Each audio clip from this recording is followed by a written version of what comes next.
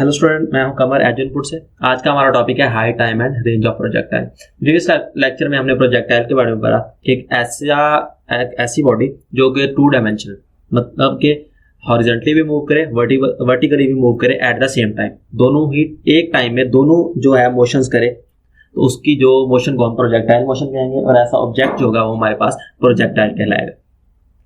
हमने ये कहा कि अगर एक बॉडी हॉरिजॉन्टली मूव कर रही है तो उसकी जो स्पीड होगी वो कांस्टेंट होगी, क्योंकि हमने वहां पर फ्रिक्शन को बिल्कुल इक्वल कर दिया है, जीरो कर दिया है। जब हम फ्रिक्शन को जीरो करेंगे तो वो इक्वल टाइम में इक्वल डिस्प्लेसमेंट करेगी, तो उसको जो वेलोसिटी होगी वो कांस्टेंट होगी। और अगर हमारे पास वेलोसिटी कांस्टेंट हो तो उसका जो एक्सेलरेशन होता है वो हम जीरो लेते हैं। इसी तरह हमने ये कहा कि अगर हम बॉडी वर्टिकली मूव करवाएं तो उसकी जो स्पीड है वो ग्रेविटी की वजह से वेरी करती है। शुरू में बहुत ज्यादा होती है, लेकिन आहिस्ता आहिस्ता जैसे जैसे वो ऊपर जाती है, ग्रेविटी की जो फोर्स है उस पर असर करती है और उसकी जो स्पीड है वो कम होना शुरू हो जाती है। एक पॉइंट पर जाकर वो रुक जाती है, उस पॉइंट पर जाकर उसकी जो स्पीड है वो बिल्कुल जीरो हो जाती है। वो उसका जो डिस्टेंस होता है वो उसका मैक्सिमम डिस्टेंस होता है, और उसके बाद वो वापस नीचे की तरफ आना शुरू हो जाती है, तो उसका में कोई ना कोई एक्सेलरेशन भी प्रोड्यूस होता है।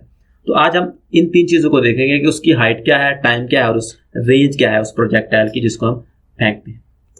सबसे पहले अगर हम हाइट को देख लें कि हाइट ऑफ प्रोजेक्टाइल क्या है, the maximum distance covered in vertical direction की एक बॉडी है, हमने उसको वर्टिकली थ्रो किया है, तो मैक्सिमम डिस्टेंस जो कवर करेगा वर्टिकल डायरेक्शन में, तो उसकी वो हाइट कहलाएगी। फॉर एग्जांपल ये हमारे पास एक बॉडी है, इसको हमने यहां से थ्रो किया वर्टिकल थ्रो करेंगे, ये मूव करता जाएगा और इस पॉइंट पर जाकर इसकी जो फाइनल वेलोसिटी है, इसको हम फाइनल वेलोसिटी कहते हैं, वो जीरो हो जाएगी। इसकी जब फाइनल वेलोसिटी जीरो होगी तो वो ग्रेविटी की वजह से क्या होना शुरू हो जाएगा, नीचे आना शुरू हो जाएगा, हॉरिजॉन्टली मूव करना शुरू कर देगा। तो इस पॉइंट पे जो इसकी जो डिस्टेंस जो इसने तय किया है वो इसका मैक्सिमम डिस्टेंस कहलाएगा, और इसे हम हाइट ऑफ प्रोजेक्टाइल कहेंगे। अगर हमने हाइट ऑफ प्रोजेक्टाइल फाइंड करनी हो तो हम यहाँ पर मोशन की इक्वेशन यूज करते हैं, जो कि हमारे पास होती है 2as is equal to vf² minus vi²। A यहाँ पर एक्सेलरेशन को शो कर रहा है, s डिस्टेंस है, v फाइनल वेलोसिटी और vi initial velocity. Acceleration body gravity के अगेंस्ट जा रहा है, नीचे से ऊपर की तरफ जा रहा है, तो एक्सेलरेशन क्या होगा, इसका नेगेटिव g होगा, क्योंकि हम ग्रेविटी के अगेंस्ट जा रहे हैं। इसी तरह से फाइनल वेलोसिटी, हमने ये कहा कि मैक्सिमम डिस्टेंस पे जाकर बॉडी की जो वेलोसिटी है वो जीरो हो जाती है, क्योंकि उसके बाद वो मजीद वर्टिकल डायरेक्शन में नहीं जाता, बल्कि वो नीचे की तरफ आना शुरू हो जाता है। तो वो पॉइंट जहां पर बॉडी की जो यूं कह लें कि वेलोसिटी जीरो हो जाती है, वो उसकी मैक्सिमम डिस्टेंस है। या दूसरे वर्ड में कहें कि मैक्सिमम डिस्टेंस पे जाके जो बॉडी की वेलोसिटी है वो जीरो हो जाती है और वो नीचे की तरफ आना शुरू हो जाता है या हॉरिजॉन्टली मूव करना शुरू कर देता है, वर्टिकली वो मजीद आगे नहीं जा सकता। अब इस पॉइंट पर देखें तो ये मजीद इस तरफ मूव कर रहा है, ऊपर की तरफ नहीं जा रहा, तो यहाँ पर इसकी जो फाइनल वेलोसिटी है वो जीरो है। तीसरी बात हमारे पास इनिशियल वेलोसिटी। अब हम वाई एक्सिस की बात कर रहे हैं, हम वर्टिकल बात कर रहे हैं, तो यहाँ पर हम सारे जो एक्सिस हैं वो वाई लेंगे, और इस पॉइंट पर अगर आप देखें तो हमने इसका इनिशियल वेलोसिटी का वाई एक्सिस लेना है। यहाँ पर इसके अगर कंपोनेंट बनाए तो 2 बनेंगे, ये वाई वाला और ये एक्स वाला। वाई वाला कंपोनेंट साइन थीटा और एक्स वाला कॉस थीटा। तो यहाँ पर हम वेलोसिटी को शो करेंगे vi साइन थीटा। ये तीनों वैल्यूज हम यहाँ पे पुट करेंगे तो हमारे पास आएगा a की जगह पर माइनस डी, s की जगह पर हम हाइट क्या लेते हैं कि जो उसने तय की है, ये 0 और ये माइनस vi साइन थीटा का स्क्वायर। तो यहाँ पर हमारे पास आएगा माइनस 2gh, यहाँ पे 0 का स्क्वायर 0 माइनस vi² और साइन स्क्वायर थीटा। माइनस से माइनस कैंसिल आउट हो जाएगा, हमें चाहिए h, ये दोनों वैल्यूज इधर मल्टीप्लाई हो रही हैं, इधर आकर डिवाइड हो जाएंगी। तो हमारे पास जो h है या हाइट है वो इक्वल आएगी vi² sine square theta over 2g। तो ये वो डिस्टेंस है जो बॉडी ने वर्टिकली कवर किया, मैक्सिमम, ये मैक्सिमम होगा। दूसरे नंबर पर आता है time of flight. Time of flight क्या है कि बॉडी को आपने एक इनिशियल पॉइंट से फेंका और वो फाइनल पॉइंट तक चली गई। अब इनिशियल पॉइंट से फाइनल पॉइंट तक जाने के लिए जो उसे टाइम लगेगा, जो टाइम वो लगाएगा, वो उसका टाइम ऑफ फ्लाइट कहलाएगा। Time taken by the projection taken by projectile to cover the distance from the place of projection to the place where it hits the ground. कि जहां पर आपने उसको प्रोजेक्ट किया, जहां से आपने उसको फेंका, उस पॉइंट से लेकर जिस पॉइंट पर वो नीचे गिरा वापस आ गया, तो इन दोनों पॉइंट्स के दरमियान जितना टाइम वो कवर लेगा वो उसका टाइम ऑफ फ्लाइट कहलाएगा। फॉर एग्जांपल कि हमने बॉडी को यहाँ से फेंका, और वो वापस ज़मीन पर आ गया। डिस्प्लेसमेंट में अगर हमने एक टर्म बोली थी या एक कंडीशन बोली थी कि अगर एक बॉडी ए पॉइंट से मूव करता हुआ वापस ए पॉइंट पर ही आ जाए तो उसका जो टोटल डिस्प्लेसमेंट होगा वो 0 होता है। तो आप यहाँ पर देखें कि जिस पॉइंट पर उसने मूव करना शुरू किया उसी पॉइंट पर वो नीचे आ गया, तो इसका जो डिस्टेंस होगा या डिस्प्लेसमेंट होगा वो हम क्या लेंगे, 0 लेंगे। अगर हमने टाइम ऑफ फ्लाइट लेना है तो यहाँ पर हम फार्मूला लगाते हैं S = VIT plus half AT का स्क्वायर। अब इनिशियल वेलोसिटी वाई डायरेक्शन की बात कर रहे हैं, वर्टिकल मोशन की बात कर रहे हैं, तो VI यहाँ पर sin थीटा लेंगे जो कि हमने प्रीवियस भी बोला।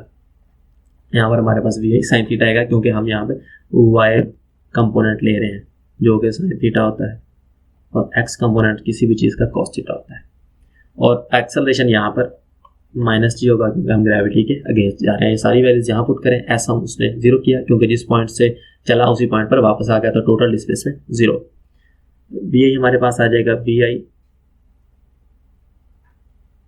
sin theta t plus half, एक जगह पर -g और साथ में t स्क्वायर। तो यहाँ पर हमारे पास इक्वेशन बनेगी VI sin theta t minus half GT का स्क्वायर। माइनस वैल्यू इसको उठाकर इक्वल की साइड पे लेके जाएंगे, तो ये बनेगी half GT square is equal to VI sin theta. एक t से एक t कैंसिल हो गया, हमारे पास बनेगा half GT is equal to VI sin theta. हमें t की वैल्यू चाहिए, ये दोनों वैल्यूज हम इक्वल की साइड पे ले जाएंगे। 2 डिवाइड हो रहा है तो जाकर मल्टीप्लाई होगा, तो 2 VI sin थीटा और g मल्टीप्लाई हो रहा है तो इधर आके डिवाइड होगा। तो t हमारे पास जो उसने टाइम लिया एक पॉइंट से दूसरे पॉइंट पर जाने के लिए, तो वो होगा हमारे पास टाइम ऑफ फ्लाइट के बॉडी ने अपने इनिशियल पॉइंट से फाइनल पॉइंट तक जाने के लिए जितना डिस्टेंस कवर किया है वो उसका टाइम ऑफ फ्लाइट कहलाएगा। इसी तरह से हम इसकी रेंज भी फाइंड कर सकते हैं। रेंज क्या होती है, एक बॉडी ने जो हॉरिजॉन्टल डिस्टेंस तय किया, आपने उसको फेंका इस पॉइंट से और वो इस पॉइंट तक चला गया, तो ये वाला जो उसका डिस्टेंस होगा, ये वाला हॉरिजॉन्टली हाइट क्या, हाइट ऑफ प्रोजेक्टाइल क्या थी कि जो उसने वर्टिकली डिस्टेंस किया, और रेंज क्या होगी जो उसने हॉरिजॉन्टली किया। अब हम हॉरिजॉन्टल एक्सिस की बात करेंगे कि बॉडी ने, पहले हम दोनों पॉइंट्स में वर्टिकल बात कर रहे थे, अब हम हॉरिजॉन्टली बात करेंगे कि यहाँ से लेकर यहाँ से हमने उसको थ्रो किया और यहाँ पर वो वापस ग्राउंड पे आ गया, तो ये वाली जो हॉरिजॉन्टल डिस्टेंस है ये इसकी रेंज कहलाएगी। और हमने ये कहा था कि जब हम हॉरिजॉन्टली मूव करते हैं जो स्पीड होती है वो कांस्टेंट होती है, और अगर स्पीड कांस्टेंट है तो आपका एक्सेलरेशन क्या होगा, 0 होगा एक्स एक्सिस में या हॉरिजॉन्टल एक्सिस में। अब हम फिर वही फार्मूला लगाते हैं कि S = VIT plus half AT का स्क्वायर। S डिस्टेंस अब हम कौन सी ले रहे हैं, हॉरिजॉन्टल, इसको हम R कह लेते हैं कि ये रेंज S = R है, तो ये डिस्टेंस ही, लेकिन हम इसको रेंज कह लेते हैं, हम इसको R कंसिडर कर लेते हैं। VI इनिशियल वेलोसिटी, T इसका टाइम प्लस हाफ, एक्सेलरेशन हमारे पास 0 है, तो ये सारी क्वांटिटी क्या हो जाएगी, 0 हो जाएगी, और आपके पास जो रेंज है वो आ जाएगी VIT। अब हम एक्स एक्सिस की बात कर रहे हैं, तो VI x होगा। हमने पीछे इसके कंपोनेंट्स बनाए थे, y वाला कंपोनेंट sin थीटा था और x वाला कंपोनेंट cos थीटा था, तो हम यहाँ पर cos थीटा लेंगे, VI cos theta. t time है, टाइम ऑफ फ्लाइट के उसने इस पॉइंट से इस पॉइंट तक जाने के लिए जितना टाइम लिया, जो कि अभी हमने प्रीवियस फाइंड किया, तो t हमारे पास कुछ इस तरह से आया था 2 VI sin theta over g के। ये हमने अभी टाइम ऑफ फ्लाइट में ये वाला जो फार्मूला आए थे ड्राइव किया।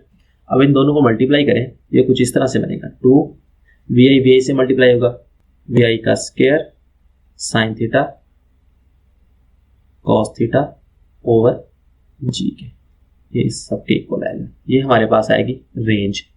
लेकिन अब इसको थोड़ा सा रीअरेंज करें तो हमारे पास जो R है इसको हम यूँ लिख सकते हैं VI स्क्वायर ओवर g, और यहाँ पे लिखें 2 sin थीटा कॉस थीटा कि वी आई स्क्वायर को मैं शुरू में ले गया, जी को भी शुरू में ले गया और 2 साइन थीटा कॉस थीटा लिख दिया। 2 साइन थीटा कॉस थीटा, हमारे पास ट्रिग्नोमेट्री में एक फार्मूला होता है कि 2 sine theta cos theta equal होता है साइन 2 थीटा।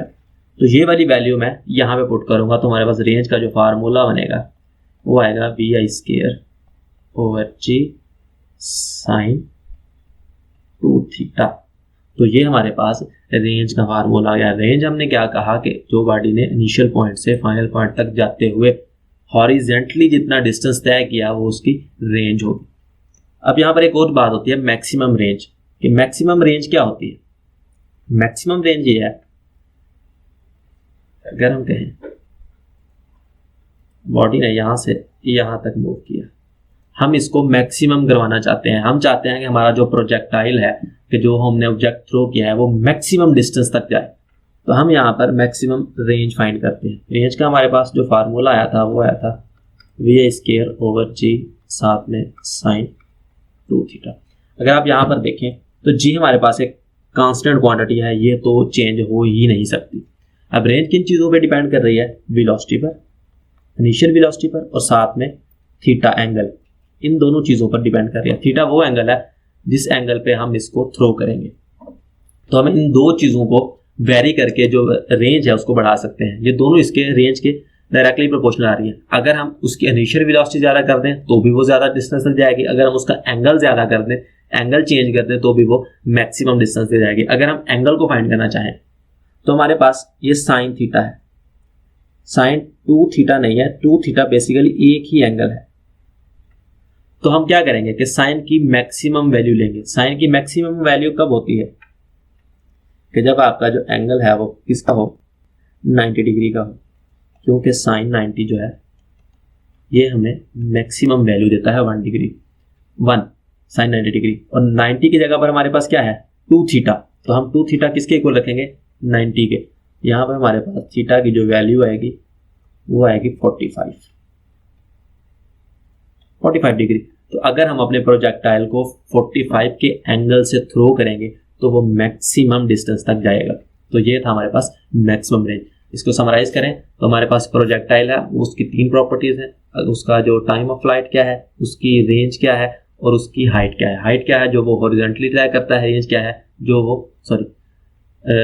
हमने जो हाइट था वो वर्टिकली वाई एक्सिस में जो डिस्टेंस करेगा वो उसकी हाइट होगी। टाइम क्या है वो इनिशियल पॉइंट से फाइनल पॉइंट तक जाते हुए जो टाइम लेगा वो उसका टाइम ऑफ फ्लाइट है। और एंड पे हमने रेंज फाइंड की। रेंज क्या थी कि वो अपने इनिशियल पॉइंट से फाइनल पॉइंट तक जाते हुए जो हॉरिजॉन्टल डिस्टेंस तय करेगा वो उसकी रेंज होगी। और रेंज को हम मैक्सिमम कब कर सकते हैं, जब हम अपने प्रोजेक्टाइल को 45 के एंगल से थ्रो करें। सो ये था आज का हमारा टॉपिक। इस टॉपिक से रिलेटेड कोई क्वेश्चन होगा तो आप कमेंट सेक्शन में लाजमी बताएंगे या आप विजिट करेंगे www.edgeinput.com।